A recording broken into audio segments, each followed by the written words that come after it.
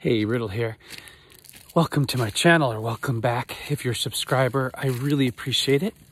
So this video is going to be long, so if you have short attention span, you might want to work on that. You know, it's people don't realize it's actually some kind of direct effect of social programming now with what we have going on with our addiction to social media. The irony of that being that you're here right now and I'm benefiting from you being connected to my YouTube channel. But given the power of technology and how it is changing our brains and changing our society, like always, you can use it for good or you can use it for nothing. And I'm going to give you one example. So now we have these small, compact, endless sources of information right in the tip of our hands. But how often have you ever been in a crowd of people and there was a question that came up, and instead of somebody just Googling it and sharing the information with everyone, or a vocabulary word, everyone just goes, oh, duh. But if it was something like a farce of a video or Hollywood gossip or some stupid TikTok thing, they'd be all over it. And what I'm trying to point out and not judge, but it's just the natural human inclination to be lazy. And to take the easy way. And which would be fine if it was benign, but it's not benign because they're showing that it's problem solving that has made the human brain over all the other primates grow in the way of intelligence these hundreds of thousands of years that we have been evolving. So now that so many of our problems are solved for us and we don't have to think a lot on a day-to-day basis because we live in this little track and we live in these little habits and all of our thoughts are thought for us, we are literally people are becoming less intelligent, which is frightening. So how do you work around this? How do you work against the propensity to lower your intelligence and not problem solve? Well, use technology for the right reasons.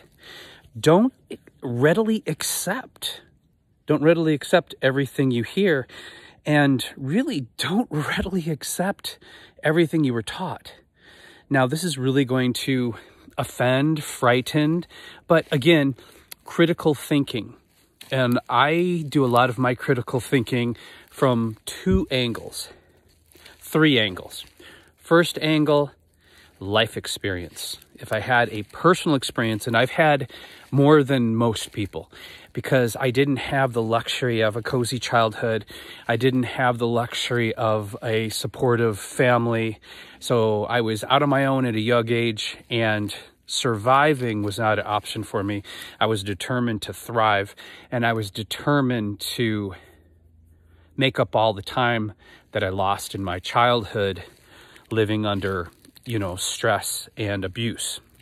So where most people put all of their cards on getting an education and getting the job and getting in the system headed towards the golden carrot of retirement, I've spent most of my life being an artist and traveling and healing. So I could be a well-adjusted person at the end of my life who lived in peace and could teach and share peace with other people.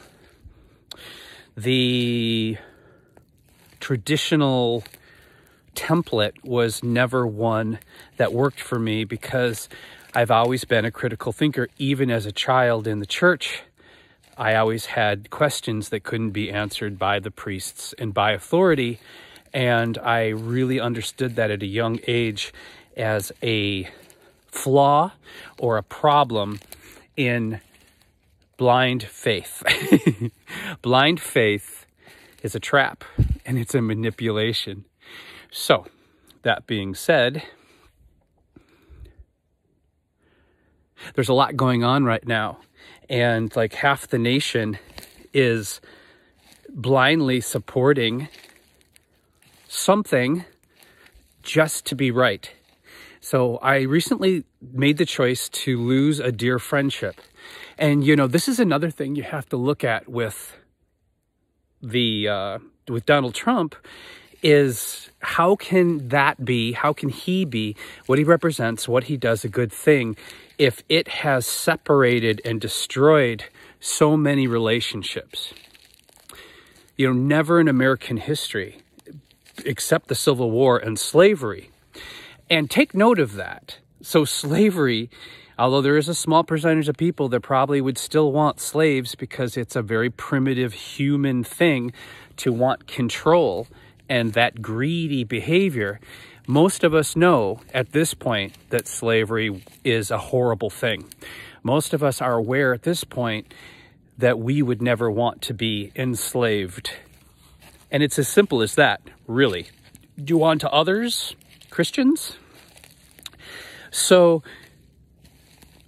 I recently chose to end a friendship, a 25-year-old friendship with someone, because no matter what I presented to them in the way of what was happening with the president's lying, with the president's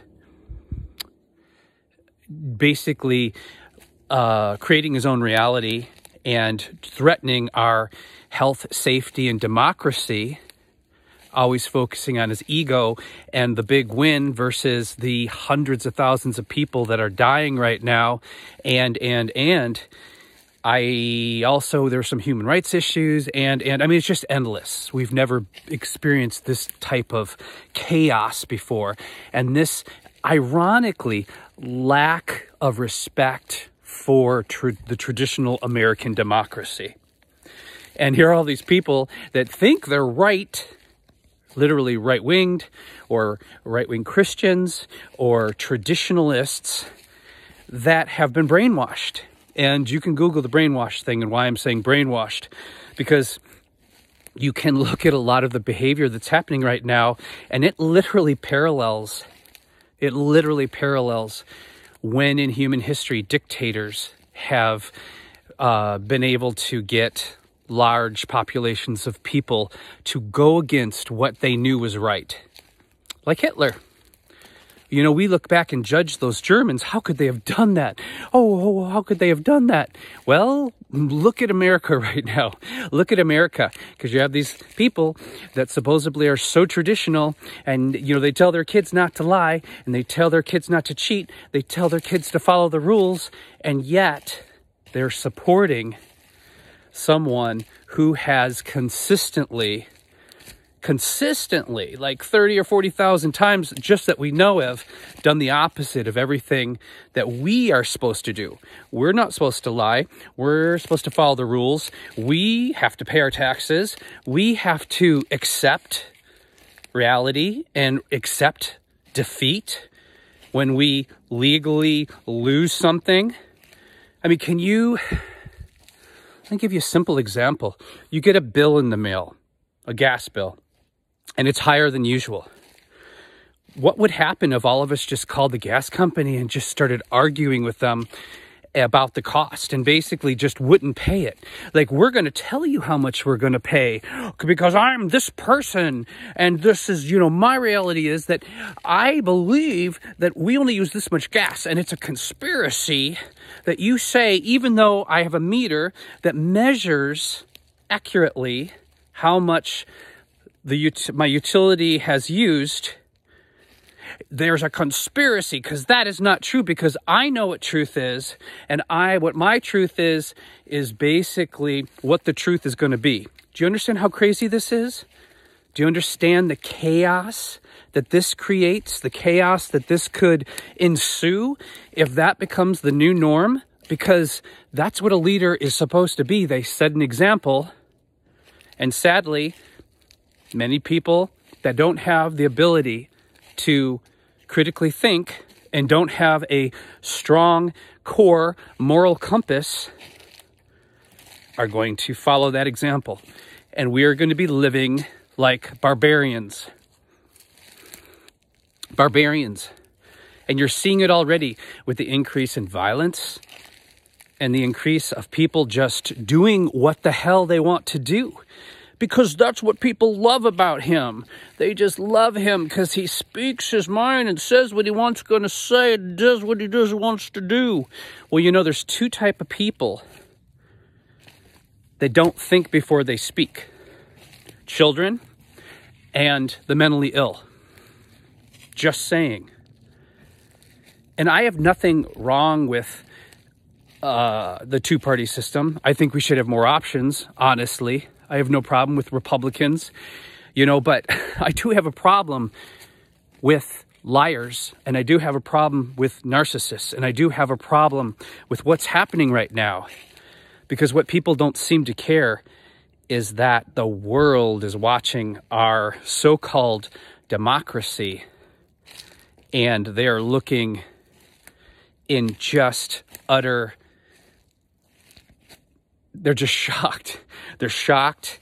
We're the laughing stock of the world. And they're also looking at us with both opportunity and terror.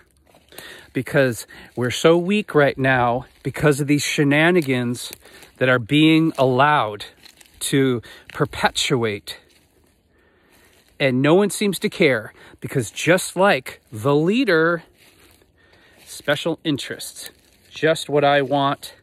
Just what I want, just what I want. Not what's good for the best of the country, not what's good for the best of the people, not addressing the pandemic. This young woman does, she's a mortician, and she does videos about death, everything about death you can imagine. And you can find her video, maybe I'll post it below. She did a video about the plague in San Francisco in 1905, 1906. Believe it or not, the plague made its way over, and there was a huge problem with it in San Francisco just before the huge earthquake in 1906 and a little bit after that. But the funny thing is that she found historically is all the same shit was going on. Special interests, people who needed to make big money, and politicians not grasping scientific facts, the bigotry, blaming specific cultures, literally to the point that they said that they, as a matter of fact, printed in newspaper, only Chinese people in San Francisco could get this plague. And then the conspiracy theories. They spun all these conspiracy theories when in fact the science was, as we know now, and nothing changes this. Not when it's not convenient for you. Not when it doesn't support your rights not to wear a mask. The fact is, bubonic plague is spread from rats to fleas, from fleas to humans. It's a zoological pathogen. So, my point of going on that rant is that humans haven't changed a whole lot. And I often use history to make my decisions about things. You know, I did a lot of research about the Spanish flu to kind of see how the potential of this would play out, and to try to show my friends that were so ignorant and are still ignorant today about the facts of how a pandemic works, and that it didn't have to come from a laboratory, that this is kind of a natural occurrence. It happens every so often, and this is how you protect yourself, and this is how the best you can do as a society to survive through it. But how many of those people do you think looked at history and looked at science and were proactive about how to move forward with their lives? Scary. It's scary to me that people cannot use their brains, that they cannot wrestle themselves away from pride, because pride's not power. Knowledge is power. Knowledge is power. And we're going to see that example, we're going to see the effects of pride before true power and true leadership in a really dark, horrible way unfold in front of our eyes right now and in the not too distant future. So here's a little mind bender, and it's going to challenge you. It's going to challenge you. So we have I think there's a strong puritanical / political agenda that is, pushing and trying to manipulate and solidify a lot of laws in this country. And they're laws that don't work for everybody. They work for special interest. They literally take away the rights of the individual, which is what America's actually about. And what's interesting to me is people automatically associate organized religion, especially Christianity, with good. Now, I'm a very good person, but I'm good without God. Meaning, I was raised in the church, but I don't use God to lead me. I don't use God as a crutch. I don't use biblical text because from what I've studied, it is a text that has been misinterpreted and rewritten so many times. It's probably one of the most bastardized texts in human history. And I don't understand how you separate myth from facts. So if I'm looking at this book that people take verbatim, and there are talking snakes, people living in Wales, burning bushes, virgin births. I mean, even if you want to really look at this critically, and this is going to upset a lot of people, even the literal conception of Christ wasn't consensual. It wasn't consensual. So, and in reality, in the Middle East, if a young woman just mysteriously became pregnant when she was married, she would have been murdered. She would have been stoned to death. It would have been a really rare occurrence that she would have, her husband just would have accepted the fact that she said, oh, well, this force came to me and knocked me up, and I'm going to have the Son of God. Now, I do believe that Jesus Christ may have existed, and I think he was a radical, amazing human being. But the funny thing is, too, about the Christians is they don't understand, the first thing about their faith. If they really are following the faith and following the teachings of Christ, he was a radical socialist. And don't get me wrong, I'm not a socialist. I believe in capitalism, but I don't believe in sociopathic capitalism when money goes before people and money goes before the protection of our children's future, meaning the environment or human rights. But the fact is, don't be a hypocrite. Don't be a hypocrite. If you're going to be a Christian, don't say you hate socialism, because Christ was an obvious socialist. Just saying. Just don't use that argument against the left.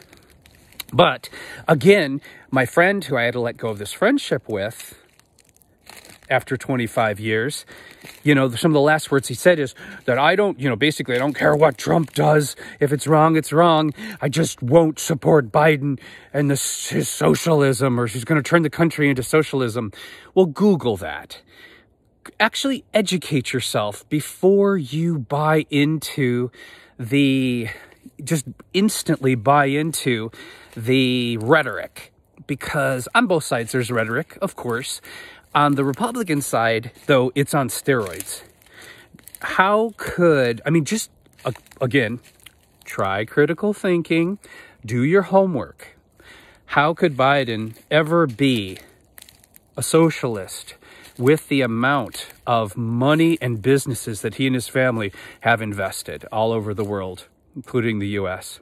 You know, how could you say he's taking money left and right and he's so rich and all this stuff in one breath, and then say he's going to turn the country socialist in another breath?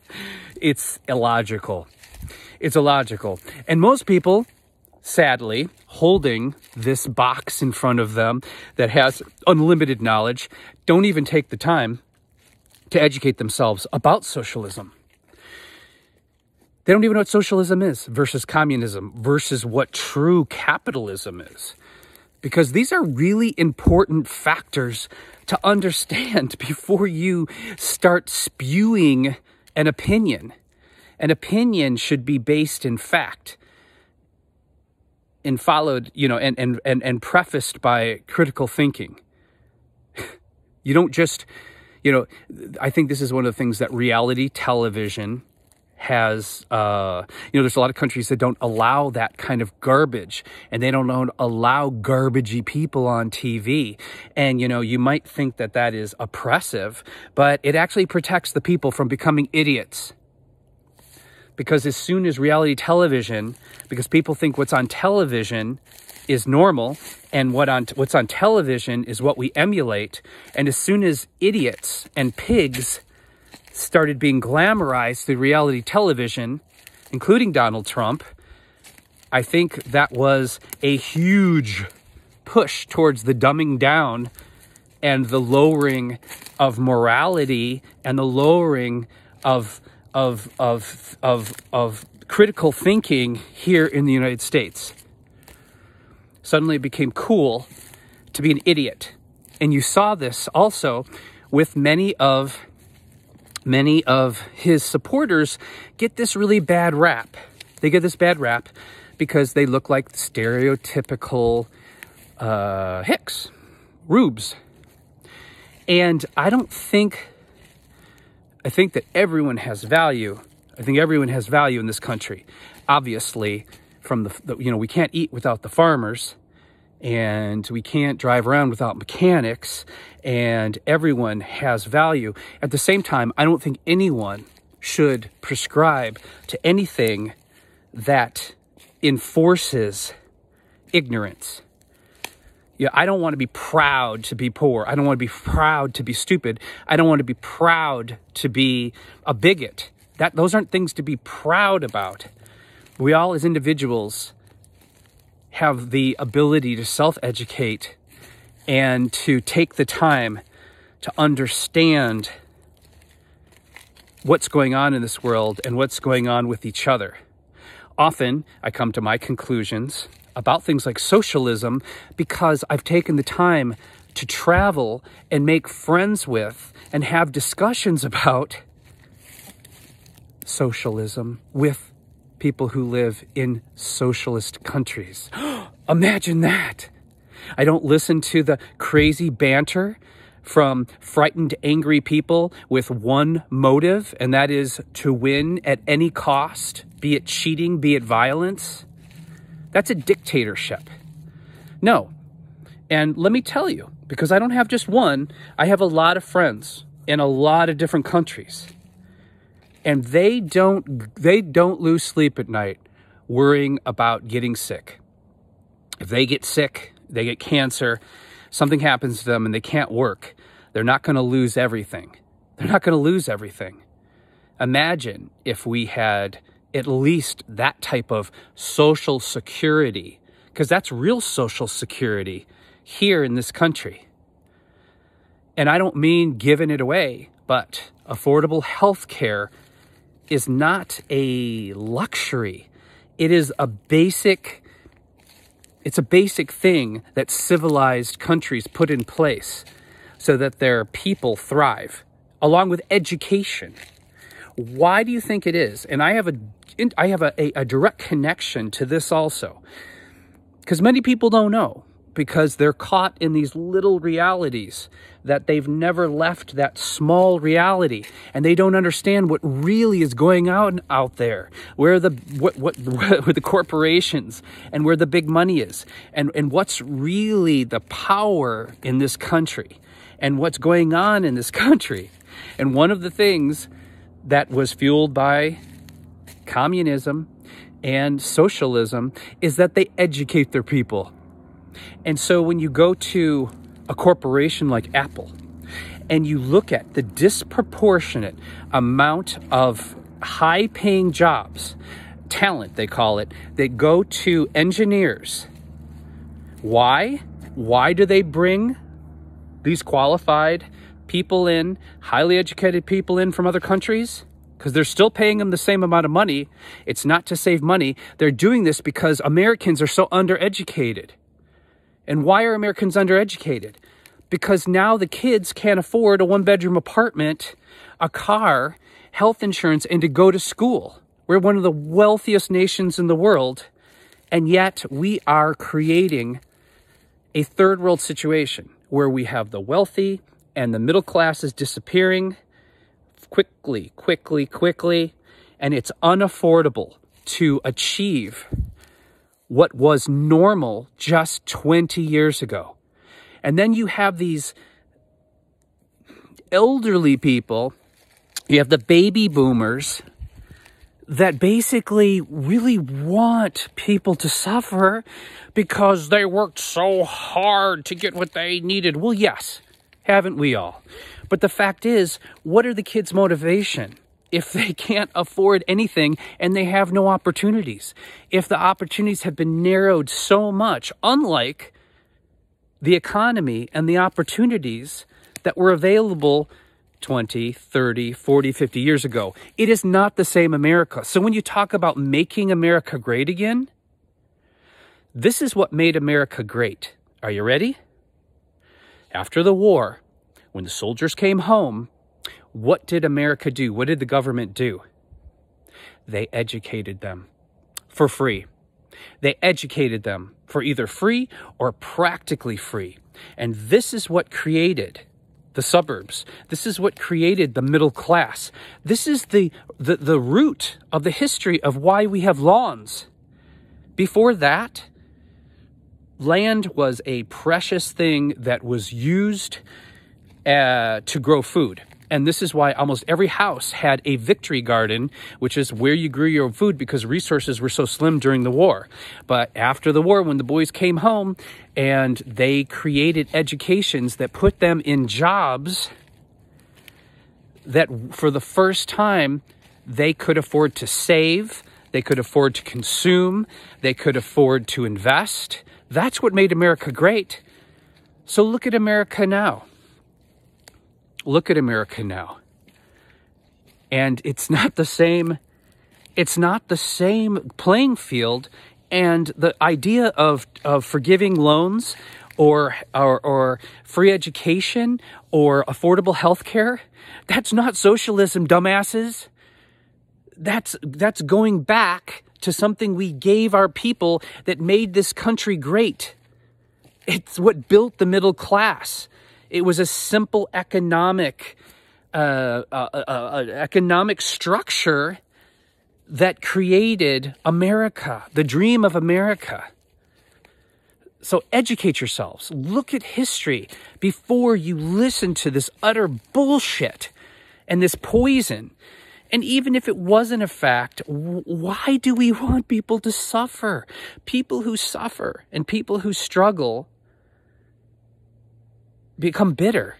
And you're seeing a lot of these people that are supporting madness, who are supporting mythology, who are caught up in conspiracy theories.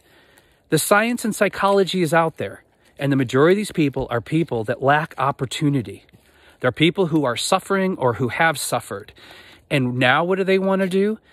Well, of course, they don't want to suffer anymore. But the fact is, the last 4 years, I don't think any of their suffering has changed.